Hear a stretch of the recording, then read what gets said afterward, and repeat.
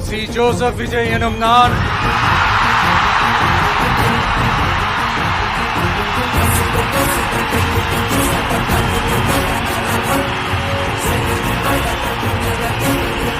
சட்டப்படி அமைக்கப்பெற்ற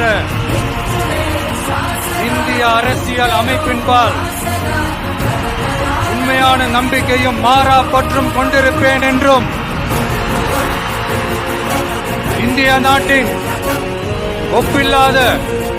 முழு முதல் ஆட்சியையும் உரிமையையும் நிலை நிறுத்துவேன் என்றும்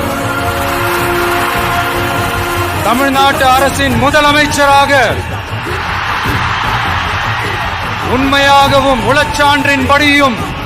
என் கடமைகளை நிறைவேற்றுவேன் என்றும் அரசியல் அமைப்பிற்கும் சட்டத்திற்கும் இணங்க அச்சமும் ஒருதலை சார்பும் இன்றி